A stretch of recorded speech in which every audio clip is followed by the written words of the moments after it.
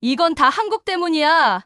한국 가만히 두지 않을 거야. 슈퍼 태풍인 야기를 직격탄으로 맞아버린 태국. 현재 홍수로 9명이 사망하고 치앙마이와 치앙라이의 3만 4천여 가구가 침수되었다고 합니다. 하지만 태국 정부는 태풍보다 더 큰 문제에 직면해 있다고 하는데요. 한대권 유력 정치인이 지금의 모든 문제가 전부 한국 때문이라며 탓하고 있습니다. 도대체 어떻게 된 사연인지 바로 알아보겠습니다. 제 이름은 시리랏 와타나예요. 저는 대학을 졸업하고 곧장 정치에 입문했습니다. 부유한 중국계 태국 가정에서 자랐고 제 뿌리에 대해 항상 자부심을 가지고 있었어요. 그런데 요즘 제 마음을 불편하게 하는 일이 하나 있었어요. 바로 한국이 태국 사람들을 대하는 태도였어요. 사건은 한국공항에서 태국 사람들이 겪는 문제들에 대한 이야기들을 들으면서 시작됐어요. 어떤 사람들은 입국 거부를 당하고 또 다른 사람들은 부당한 대우를 받았다고 했죠. 새내기 정치인으로서 저는 가만히 있을 수 없었어요. 제 국민들이 고통받는 걸 보고만 있을 순 없었거든요. 사무실에서 소셜미디어를 쭉 보고 있었던 게 기억나요. 태국 사람들이 한국에서 겪은 일들에 대해 불만을 토로하는 게시글이 줄줄이 올라오고 있었어요. 피가 끓어오르더라고요. 어떻게 감히 우리를 이렇게 대할 수 있지? 라는 생각이 들었어요. 그들은 우리가 누구인지 모르는 걸까? 저는 한국이 강약약강 즉 강한 나라에게는 굽신거리지만 약한 나라들에게는 강하게 나오는 나라라고 늘 생각해왔어요. 그리고 제 생각에 태국은 절대 약한 나라가 아니었죠. 우리는 동남아시아에서 강한 나라니까요. 그래서 행동하기로 결심했어요. 머리를 꼿꼿이 세우고 국회로 걸어가 한국에 대한 강력한 대책을 제안할 준비를 했죠. 그날의 긴장과 흥분이 아직도 생생해요. 손이 약간 떨렸지만 목소리는 또렷하고 힘있게 말했어요. 우리가 한국에게 당하고만 있을 수는 없어요. 한국인들이 우리나라에 들어오는 걸 더 어렵게 만들자는 제안을 하고 싶습니다. 그들도 한번 당해보라고요. 놀랍게도 그리고 기쁘게도 많은 동료 정치인들이 저희 의견에 동의했어요. 몇 달 동안 우리는 새로운 정책을 마련했죠. 한국인들에게 비자 발급 절차를 더 복잡하게 만들고 수수료를 올리고 심지어 일부 한국 관광객들을 공항에서 돌려보내기까지 했어요. 태국을 찾는 한국 관광객 수가 점점 줄어들자 저는 만족스러웠어요. 이제 한국도 좀 배워야 할 거야 라고 생각했죠. 조금만 기다려봐. 한국의 관광산업이 무너지고 그들이 우리에게 사과하게 될 거야. 매일 뉴스를 기다렸어요.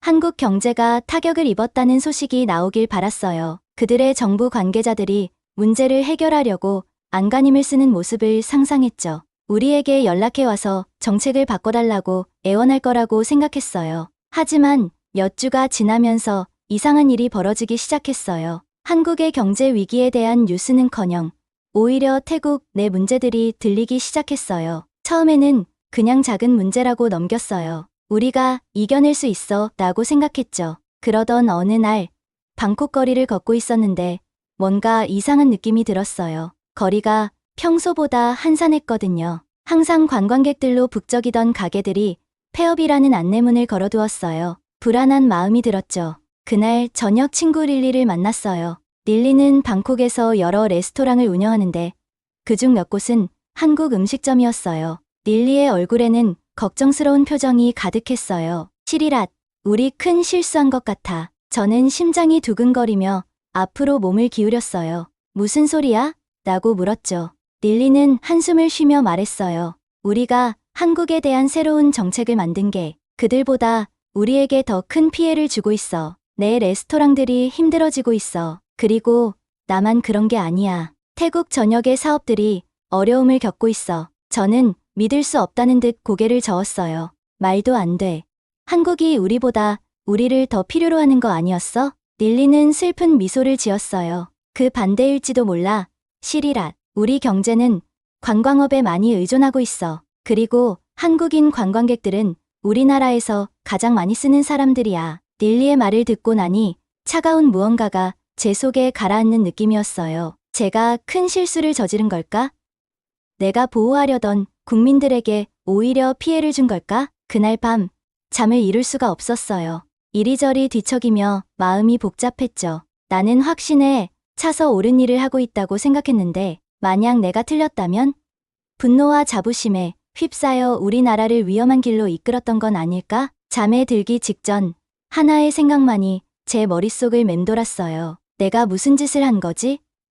그리고 더 중요한 건 이걸 어떻게 고쳐야 할까? 지금 무슨 일이 벌어지고 있는지 믿을 수가 없었어요. 모든 게 엉망이 되어버렸고 그게 다 제 잘못이었거든요. 처음엔 시위 소식을 듣고 시작됐어요. 사람들이 거리로 나와서 피켓을 흔들고 구호를 외치고 있었죠. 그런데 그들이 한국을 향해 분노하고 있을 거라 생각했는데 그게 아니었어요. 그들은 우리를, 그러니까 한국 관광객에 대한 새로운 규제를 추진한 저와 다른 정치인들에게 화가 난 거였어요. 사무실에 앉아서 컴퓨터 화면을 멍하니 바라보고 있었던 게 기억나요. 소셜미디어에는 태국 사람들이 한국에 사과하는 글들이 넘쳐났어요. 한국 관광객들에게 돌아와 달라고 애원하고 있었죠. 이건 전혀 제가 예상했던 상황이 아니었어요. 직접 상황을 확인해야겠다고 생각했어요. 그래서 제 친구 릴리에게 전화해서 만나자고 했죠. 릴리는 방콕에서 여러 식당을 운영하고 있는데 그곳은 보통 관광객들로 붐비는 지역이었어요. 릴리가라면 뭔가 제대로 알고 있을 거라 생각했죠. 그곳에 도착했을 때 제 눈을 믿을 수가 없었어요. 거리가 거의 비어 있었거든요. 평소라면 손님들로 북적였을 상점들이 셔터를 내린 상태였어요. 완전 유령 도시 같았죠. 여기 무슨 일이 있었던 거야? 제가 릴리에게 물었어요. 너무 조용한 거리가 너무 낯설었거든요. 릴리는 제가 미쳤냐는 듯이 저를 쳐다봤어요. 무슨 일이 있냐고? 내가 우리 최고의 고객들을 내쫓았을 때 이런 일이 벌어지는 거지. 제가 찡그리며 말했어요. 하지만 내 생각이 틀렸어. 릴리가 제 말을 끊었어요. 그녀는 길 건너편의 문을 닫은 한 한국 식당을 가리켰어요. 저기 봐. 저곳은 항상 사람이 넘쳤어. 근데 지금 봐봐. 식당 창문은 어두웠고 문에는 임대라는 간판이 걸려 있었어요. 그걸 보는 순간 속이 뒤틀렸어요. 근데 한국 식당만의 문제가 아니야. 릴리가 계속 말했어요. 모든 게 다 그래. 호텔, 여행사, 심지어 내 식당들조차 어려움을 겪고 있어. 한국 관광객이 없으면 이 지역 전체가 죽어가고 있다고. 우리가 거리를 걷는 동안 릴리는 더 많은 얘기를 해줬어요. 알고 보니 한국 관광객들은 태국에 올 때 가장 돈을 많이 쓰는 손님들이었어요. 좋은 호텔에 묵고 맛있는 식당에서 식사를 하고 기념품도 많이 사갔죠. 그들이 없으니 도시 전체의 사업이 고통받고 있었어요. 우리나라의 경제가 얼마나 관광에 의존하는지 알고 있어? 릴리가 저에게 물었어요. 저는 고개를 저었어요. 나름대로 경제를 안다고 생각했지만 역시 배울 게 많았죠. 절반 이상이야. 릴리가 말했어요. 우리나라 GDP의 50% 이상이 관광에서 나오는 거라고. 그리고 그중 상당 부분이 한국 관광객들이 차지하고 있었지. 그 말을 듣는 순간 배를 세게 맞은 듯한 느낌이었어요. 내가 이렇게까지 잘못 판단했을 줄이야. 하지만 릴리는 아직 할 말이 남아 있었어요. 돈만의 문제가 아니야. 그녀는 말을 이었어요. 사람들이 일자리를 잃고 있어. 가족들은 고지서를 낼 돈조차 없고 방콕에서만 그런 게 아니야. 태국 전역에서 벌어지고 있어. 우리는 릴리의 식당 앞에서 멈췄어요. 창문을 통해 보니 거의 비어 있었어요. 몇 개의 테이블에만 손님들이 앉아 있었죠. 이곳은 매일 밤 꽉 차 있었어. 릴리가 슬픈 목소리로 말했어요. 지금은 너도 보고 있잖아. 정말 미안했어요. 난 태국을 보호한다고 생각했는데 오히려 내 국민들에게 이렇게 많은 상처를 준 거였어요. 정말 미안해. 릴리, 제가 말했어요. 이렇게까지 심각할 줄 몰랐어. 릴리는 단단한 눈으로 저를 바라보았어요. 이제 알았으니 문제는 내가 이 상황을 어떻게 해결할 거냐는 거지. 제가 입을 열었지만 무슨 말을 해야 할지 몰랐어요. 이렇게 큰 실수를 어떻게 바로잡을 수 있을까요? 그때 무리의 사람들이 지나가고 있었어요. 그들이 크게 떠들고 있었는데 그중 몇 마디가 들려왔어요. 정부가 이 짓을 했다는 게 믿기지가 않아. 한국 관광객들이 다시 와야 해. 경제가 무너지고 있어. 그들의 말이 제 기분을 더 나쁘게 만들었어요. 이 모든 고통과 고난을 제가 일으킨 거였어요. 그런데 그 이유가 뭐였죠? 화가 나서 한국을 골탕 먹이려고 했던 거였나요? 저는 릴리를 보며 혼란스러웠어요. 내가 뭘 해야 할까? 제가 물었어요. 릴리는 한숨을 쉬었어요. 일단 내가 틀렸다는 걸 인정해야겠지. 그 다음은 이 엉망인 상황을 바로잡기 위해 노력해야 할 거야. 우리에게는 한국 관광객들이 필요해. 그리고 빨리 돌아오게 해야 해. 저는 고개를 끄덕였어요. 릴리의 말이 맞다는 걸 알고 있었어요. 하지만 그게 쉬운 일은 아닐 거라는 것도 알고 있었죠. 나는 이미 많은 사람들의 분노를 샀어요. 태국에서도 한국에서도 이 문제를 해결하는 건 제 인생에서 가장 어려운 일이 될 게 분명했어요. 릴리와 헤어지면서 상황이 제가 기대했던 것과 얼마나 다른지에 대해 생각하지 않을 수 없었어요. 저는 한국과의 승리를 자축할 줄 알았죠.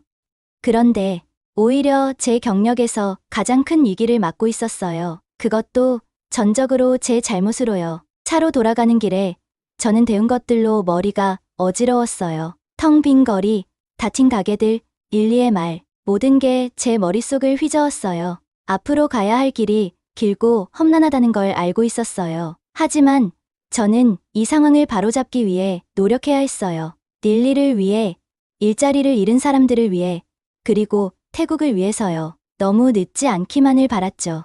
믿기지 않았어요.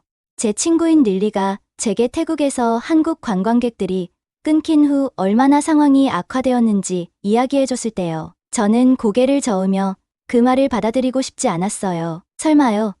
제가 주변의 텅 빈 거리를 둘러보며 말했어요. 그렇게 나쁠 리 없어요. 굳이 한국 관광객이 필요하진 않잖아요. 중국 관광객이 있잖아요. 그들이 한국 사람들을 대신할 수 있지 않나요? 제가 그 말을 내뱉자마자 실수를 했다는 걸 깨달았어요. 근처에 있던 태국 사람들 무리가 제 말을 듣고 환한 얼굴로 저를 쳐다보고 있었어요. 어느새 사람들 무리가 저희를 둘러싸고 있었고 공기 중에 긴장감이 돌았어요. 마치 폭풍이 곧 터질 것 같은 느낌이었죠. 정말 무지한 정치인들 같으니 한 남자가 소리쳤어요. 갑자기 제 머리 위로 돌이 날아왔어요. 저는 겨우 피했고 심장이 쿵쾅거리기 시작했어요. 중국 관광객? 한 여자가 경멸스러운 표정으로 말했어요. 그녀의 눈에는 분노가 가득했어요. 그들은 한국 사람들처럼 돈을 많이 쓰지 않아요. 당신들 때문에 우리가 망했잖아요. 사람들이 더 몰려들면서 소리는 점점 커졌어요. 저는 점점 불안해졌어요. 이 사람들은 제 국민이었지만 지금은 제가 그들의 적처럼 보였어요. 한국에 사과해. 그들은 외치기 시작했어요. 그 소리는 귀청을 찢을 것처럼 컸고 저는 그들의 분노에 질식할 것 같았어요. 돌들이 더 날아오기 시작했어요. 하나가 제 어깨에 맞았고 저는 비명을 질렀어요. 믿을 수 없었어요. 도대체 어떻게 이렇게 일이 잘못된 걸까요? 릴리가 제 팔을 잡아 세웠어요. 그녀의 손이 제 팔에 깊게 파고들었어요. 빨리 여기서 나가야 해.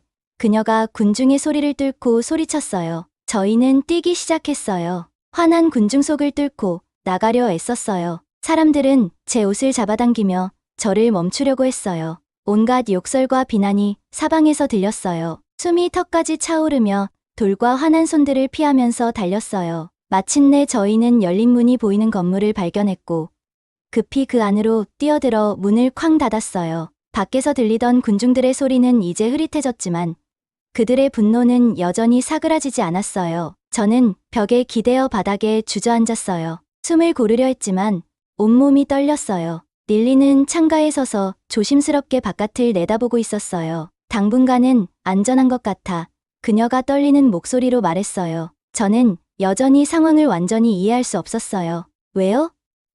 제가 속삭였어요. 왜 저 사람들이 이렇게 화가 난 거예요? 릴리는 제게 고개를 돌렸어요. 그녀의 얼굴에는 연민과 답답함이 섞여 있었어요. 너와 다른 정치인들이 그들의 생계를 망쳤기 때문이야. 시리랏. 그 한국 관광객들?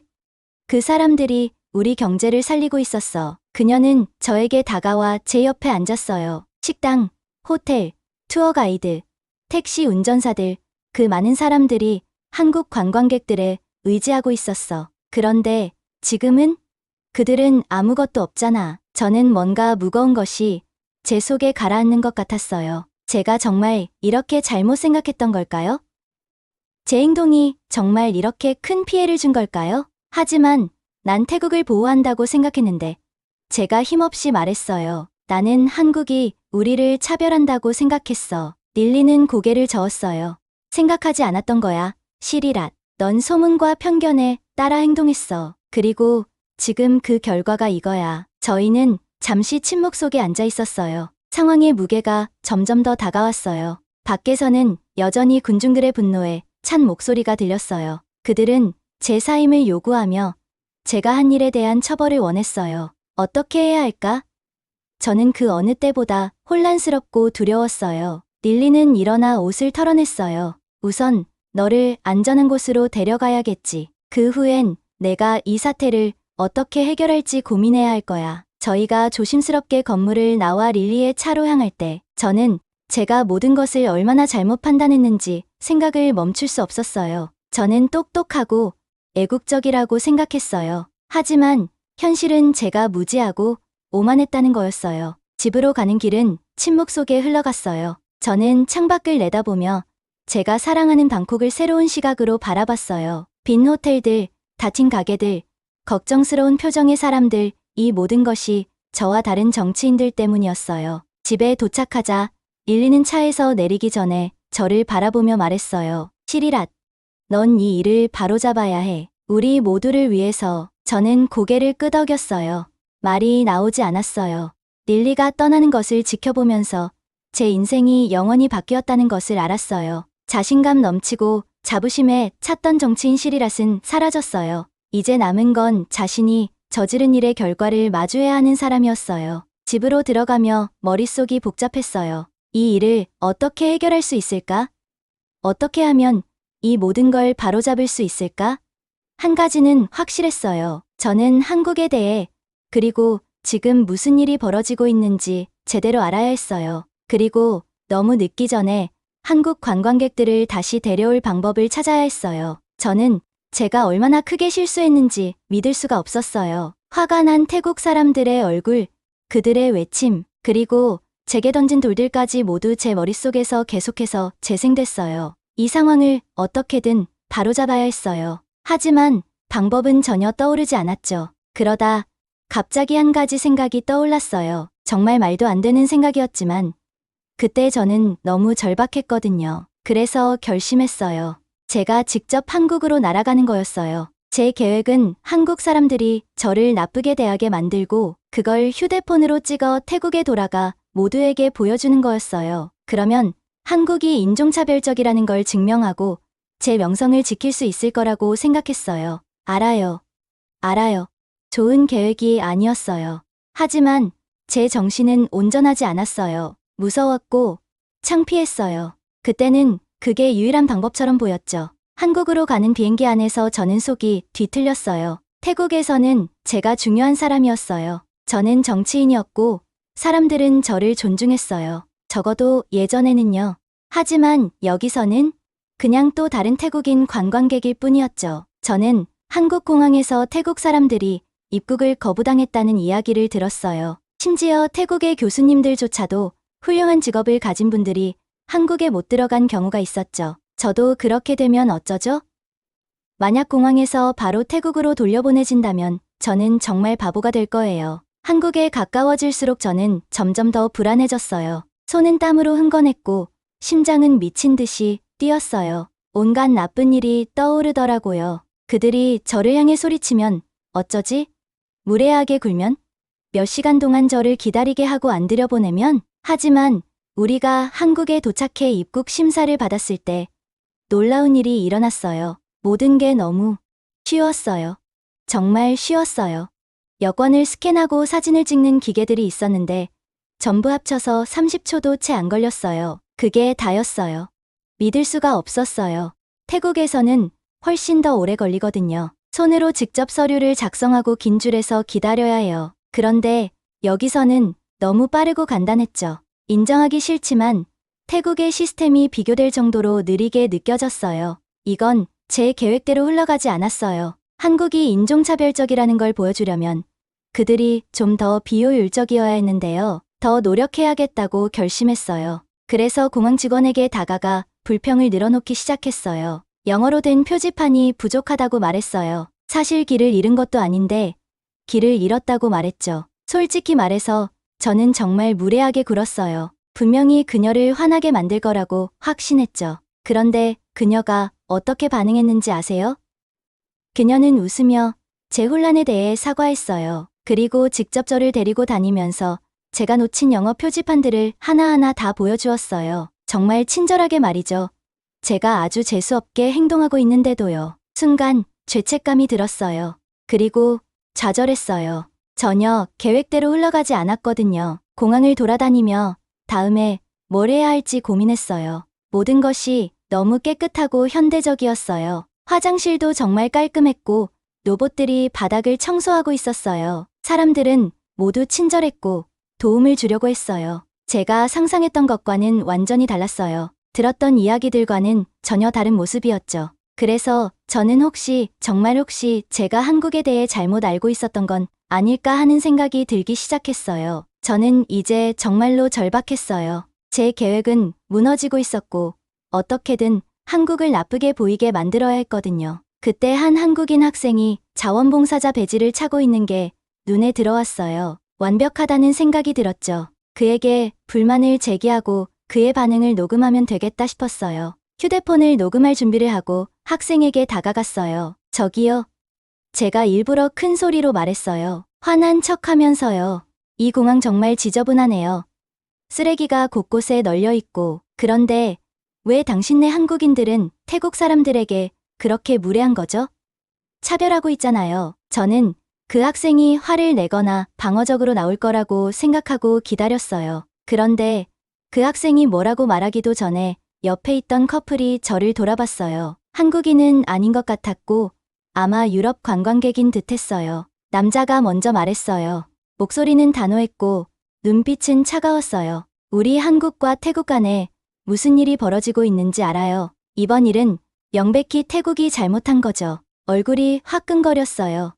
이런 전개는 계획에 없었거든요. 여자가 고개를 끄덕이며 말했어요. 우리가 그 사건에 대해 읽어봤어요. 많은 태국 사람들이 한국에 와서 불법 체류하고 범죄에 연루되곤 한다면서요. 사실 우리도 한국의 안전이 걱정돼서 일본으로 여행지를 바꿀까 고민했었어요. 다 태국 범죄자들 때문이죠.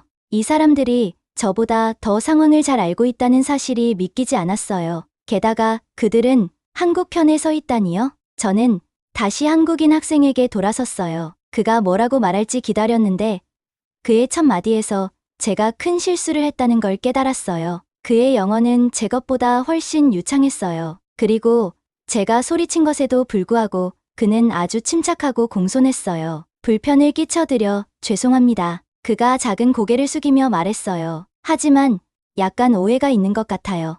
우선 청결 문제에 대해 말씀드리자면 저희 공항은 자동화된 청소 시스템을 갖추고 있습니다. 로봇이 지속적으로 바닥을 청소하고 센서가 특정 구역이 더러워지면 알림을 보내요. 그래서 청소하는 사람을 자주 보지 못하실 수 있지만 공항은 항상 깨끗하게 유지되고 있습니다. 주위를 둘러봤어요. 모든 게 정말 깨끗했어요. 도대체 제가 그걸 왜 못 본 거죠? 그 학생이 계속 말했어요. 차별 문제에 대해서는 확실히 말씀드릴 수 있습니다. 그건 사실이 아니에요. 한국은 매년 전 세계에서 수백만 명의 관광객을 환영하고 있어요. 저희는 오히려 환대로 유명하죠. 그는 잠시 멈추더니 부드럽게 덧붙였어요. 태국 방문객과 관련된 문제가 최근에 발생한 건 사실입니다. 하지만 차별 때문은 아니에요. 문제는 태국 관광객 중 상당수가 비자를 초과 체류하며 불법으로 일하고 있다는 겁니다. 일부는 심각한 범죄에도 연루됐고요. 저희는 이 문제를 해결하기 위해서 이민 정책을 변경할 수밖에 없었습니다. 그가 하는 말 하나하나에 제 자신이 점점 작아지는 것 같았어요. 그는 저보다 훨씬 많은 정보를 알고 있었고 제가 무례하게 굴었음에도 불구하고 여전히 친절하고 전문가다운 태도를 유지했어요. 그는 계속 설명했어요. 태국인들이 불공평하게 입국을 거부당하고 있다는 이야기는 사실이 아닙니다. 저희 입국 절차는 이제 거의 완전 자동화되어 있어요. 시스템은 데이터에 따라 잠재적인 위험을 감지하고 국적이 아닌 정보를 기반으로 판단합니다. 그리고 설령 시스템이 문제를 감지해도 최종 결정은 항상 사람의 의에 신중하게 검토됩니다. 말문이 막혔어요. 제가 믿고 있던 모든 것, 제 행동의 근거가 된 모든 것들이 틀렸어요. 그 학생이 저를 향해 미소 지으며 말했어요. 이해가 되셨길 바랍니다. 혹시 다른 도움 필요하신가요? 길을 안내해드리거나 여행에 대한 추천을 드릴까요? 저는 고개를 저으며 작은 목소리로 아니요, 괜찮아요. 라고 말했어요. 그리고 얼굴이 화끈거리는 채로 서둘러 그 자리를 떠났어요. 공항을 빠져나오면서 머릿속이 혼란스러웠어요. 한국은 제가 생각했던 것처럼 나쁜 나라가 아니었어요. 한국은 태국 사람들을 차별하는 게 아니었어요. 그들은 그저 모든 나라가 하듯이 자국을 보호하고 있었던 거였죠. 그리고 태국, 제가 자랑스럽게 여겼던 저희 나라가 오히려 문제를 일으키고 있었어요. 범죄자를 한국으로 보내고 우리가 불공정하게 행동하고 있었어요. 한국에 도착한 이후로 제가 본 모든 것들이 머릿속을 스쳐갔어요. 엄청나게 효율적인 입국 절차, 흠잡을 데 없는 공항, 훌륭한 영어 실력을 가진 공손한 직원들, 그리고 이 모든 상황을 너무나 잘 설명해준 학생 자원봉사자까지. 한국은 태국보다 뒤처진 나라가 전혀 아니었어요. 그들은 훨씬 앞서 있었어요. 그리고 전 세계는 이미 그 사실을 알고 있었죠. 아까 만난 유럽 관광객들도 그 진실을 알고 있었고, 그들은 한국보다 태국 범죄자들을 더 걱정하고 있었어요. 제 자신이 너무나 작게 느껴졌어요. 그리고 멍청하다고 생각됐어요. 저는 한국의 결점을 드러내겠다고 생각하며 여기 왔는데, 정작 드러난 건 제 무지와 편견뿐이었어요. 대체 제가 무슨 짓을 한 걸까요? 제 행동은 저 자신만 망신당한 게 아니었어요. 제 나라까지 해친 거였어요. 태국의 많은 사업체들이 제 때문에 한국 관광객들이 떠나서 고통받고 있었어요. 돌을 던지며 한국에 사과하라고 외치던 사람들, 그들이 맞았어요. 저는 사과해야 했어요.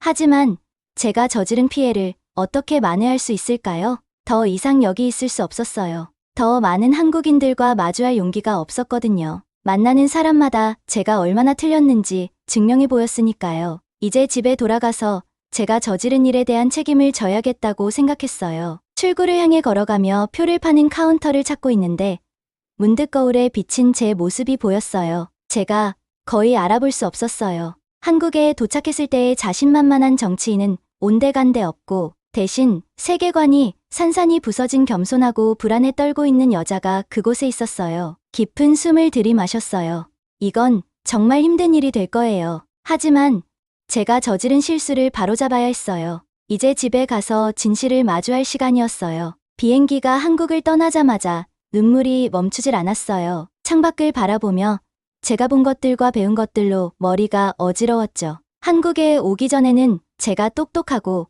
모든 걸 정확히 알고 있다고 생각했어요. 하지만 지금은 세상에서 가장 큰 바보가 된 기분이었어요. 한국에 처음 제안했던 그 가혹한 정책들이 떠올랐어요. 그때는 태국을 보호하고 있다고, 강한 모습을 보여주고 있다고 생각했죠. 하지만 제가 한 건 우리 국민들을 상처 입히는 일이었어요. 방콕에서 화난 사람들의 얼굴과 날아오는 돌멩이들이 자꾸 떠올랐어요. 어떻게 그렇게 눈이 멀었을까요? 한국에서 본 모든 게 놀라웠어요. 공항은 너무 깨끗하고 현대적이었고 제가 상상했던 것과는 전혀 달랐죠. 그리고 사람들은 제가 무례하게 굴었을 때조차도 친절했어요. 한 젊은 자원봉사 학생이 차분하게 설명해줬던 그 순간이 계속 맴돌아요. 그때 제가 얼마나 한국에 대해 잘못된 생각을 하고 있었는지 깨달았죠. 그 수치스러움이 너무나 컸어요. 집에서 힘들어하는 릴리와 그녀의 레스토랑들이 떠올랐어요. 제 어리석은 결정들 때문에 얼마나 많은 사업체들이 고통받았을까요? 그 생각이 너무 무거워서 숨이 막히는 것 같았어요. 비행기가 바다 위를 날고 있을 때 저는 그 모든 걸 이해하려고 노력했어요. 세상은 제가 생각했던 것처럼 간단한 게 아니었어요. 강한 나라와 약한 나라로 나뉘는 게 아니더라고요. 국제 관계는 복잡했고 제가 전혀 고려하지 못했던 수많은 요소들이 있었어요. 핸드폰을 꺼내서 검색을 시작했어요. 한국의 첨단 기술, 경제 발전, 그리고 K-팝과 드라마로 이뤄낸 소프트 파워에 대해 읽었어요. 읽으면 읽을수록 왜 그렇게 많은 태국 사람들이 한국을 사랑하는지 알겠더라고요. 그건 단순히 관광이나 돈 문제가 아니었어요. 한국은 태국을 포함한 많은 개발도상국들에게 롤모델이 되어 있었어요. 비행 도중에 한 가지 생각이 떠올랐어요. 우리가 한국과 싸우는 대신 그들에게서 배울 수는 없을까? 우리의 시스템과 기술을 개선하는데 힘쓰면 어떨까? 이제야 그게 얼마나 당연한 일인지 보였어요. 하지만 그건 제가 생각했던 것과는 완전히 다른 접근 방식이었죠. 태국 땅이 눈에 들어올 때 불안감에 속이 뒤틀렸어요. 내가 도착하면 어떻게 될까? 화난 군중들이 다시 나를 기다리고 있을까? 그들의 분노가 당연하겠지만 그래도 그 생각이 두려웠어요. 하지만 두려움과 함께 제 안에서 무언가가 자라기 시작했어요. 결심이 생긴 거죠. 제가 끔찍한 실수를 저질렀지만 이제는 바로잡을 기회가 생긴 거예요. 쉽진 않을 거예요. 공공연하게 제가 틀렸다고 인정하고 그에 따른 결과를 감당해야 할 테니까요. 하지만 그게 유일한 방법이었어요. 제 잘못된 정책들로 피해를 입은 사람들, 사업체 주인들, 직장을 잃은 노동자들, 그저 한국을 여행하고 싶었던 태국 시민들을 떠올렸어요. 이 문제를 해결할 책임이 저에게 있다는 걸 느꼈어요. 방콕에 도착했을 때 깊이 숨을 들이마셨죠.